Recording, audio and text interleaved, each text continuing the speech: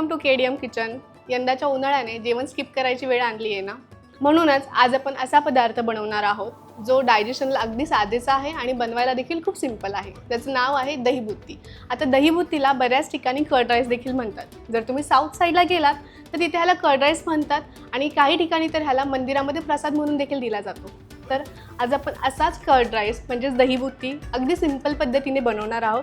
चला तर मग पुढच्या तयारीला लागूया, पण तोपर्यंत ज्यांनी चॅनलला सबस्क्राईब केलं नाहीये त्यांनी पटकन सबस्क्राईब करून घ्या।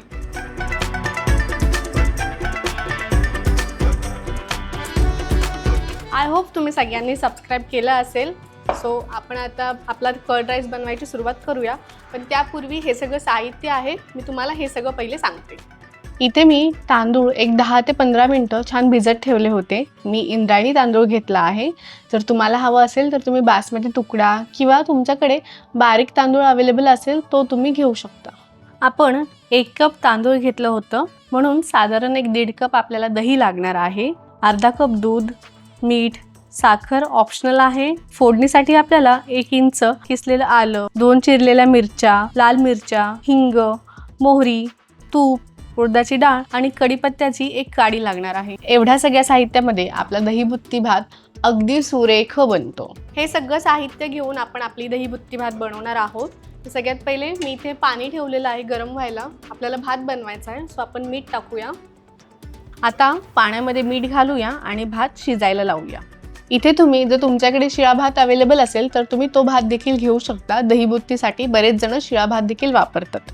मी 1 कप तांदूळ घेतला होता, म्हणून साधारणतः 2 कप पाणी घेतलेलं आहे, कारण आपल्याला भात मऊ बनवायचा आहे आणि थोडासा गिजगिज असायला हवा, म्हणून मी 2 कप पाणी घेतलेलं आहे। पाण्याची कन्सिस्टन्सी तुम्ही तुमच्याकडे जो तांदूळ अवेलेबल असेल त्या हिशोबाने घेऊ शकता।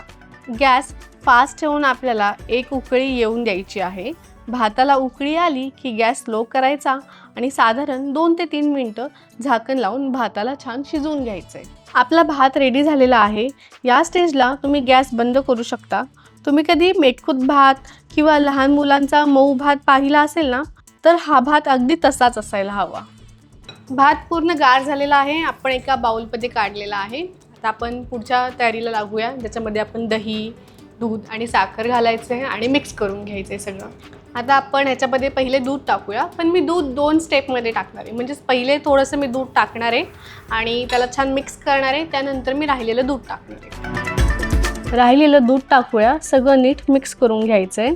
दुधाचा आणि दह्याचं प्रमाण तुम्हाला आवडेल तसं घेऊ शकता। इथे मी दही एकाच वेळेस पूर्ण टाकलेलं आहे।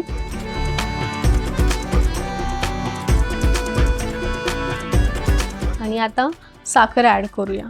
साखर ही पूर्णपणे ऑप्शनल आहे। जर तुम्हाला आवडत असेल तर तुम्ही साखर वापरा किंवा तुम्ही गूळ पावडर वापरू शकता किंवा पिठी साखर वापरू शकता। बऱ्याच ठिकाणी फक्त दही, दूध आणि फोडणीमध्येच दहीबुत्ती भात बनवतात, तसाही छान लागतो। आपला भात रेडी झालेला आहे, त्याच्यामध्ये दही आणि दूध टाकून आपण छान मिक्स करून घेतलेलं आहे। आता ह्याला लागणारी जी फोडणी असती ती आपण तयार करूया। फोडणीसाठी मी 2 चमचे तूप घेतलेलं आहे। तुम्हाला हवं असेल तर तुम्ही तेल देखील घेऊ शकता। तूप गरम झालं की मोहरी ॲड करायची आहे। मोहरी तडतडली की हिंग, उडदाची डाळ आणि चिरलेल्या मिरच्या ॲड करून या स्टेजला तुम्ही गॅस बंद करू शकता। आता लाल मिरच्या, किसलेलं आलं आणि कढीपत्ता घालून फोडणी तयार करूया। काही जणांना फोडणीमध्ये हिरव्या मिरच्या आणि आलं आवडत नाही, तर तुम्ही ते नंतरही ॲड करू शकता। फोडणी तयार झालेली आहे। आता भातावर छान फोडणी टाकूया। काय सुरेख दिसतंय हे सगळं। बारीक चिरलेल्या कोथिंबीरीने आपल्या दहीबुत्ती भाताला ड्रेसिंग करूया आणि सगळं नीट मिक्स करून घेऊया। मला ना हे बघताच तोंडात पाणी आलंय। उन्हाळ्यामध्ये दहीबुत्ती भात खायची वेगळीच मजा असते। तुपाचा इतका भारी घमघमाट सुटलेला आहे ना, म्हणूनच दहीबुत्ती भाताला तुपाची फोडणी दिल्याची वेगळीच मजा असते। आपला दहीबुत्ती भात रेडी झालेला आहे आणि ह्याचा सुगंध खूप सुंदर येतोय। तुम्हाला जर दही किंवा दुधाची कन्सिस्टन्सी वाढवायची असेल तर ती तुम्ही वाढवू शकता ॲज पर युअर टेस्ट, पण ही जी कन्सिस्टन्सी वापरून, हे जे मिश्रण आहे, हे जे साहित्य हे वापरून आपण हा भात अगदी छान आणि सुंदर बनवलेला आहे। सो चला आता ह्याला सर्व करूया।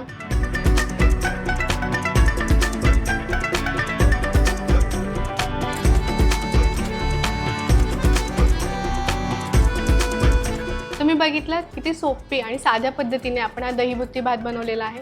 उन्हाळ्यामध्ये हा भात अगदी उत्तम आहे फॉर युअर डायजेशन. ह्याला तुम्ही सांडगी मिरची किंवा मिरचीचं लोणचं ह्याच्याबरोबर खाऊ शकता, अगदी उत्तम लागतं. सो या उन्हाळ्यामध्ये ही रेसिपी नक्की ट्राय करा. तुमचे रिव्ह्यूज माझ्याबरोबर कमेंट बॉक्समध्ये नक्की शेअर करा आणि चॅनलला सबस्क्राईब करायला अजिबात विसरू नका. भेटूया अशाच पुढच्या रेसिपीबरोबर. तोपर्यंत थँक्यू सो मच.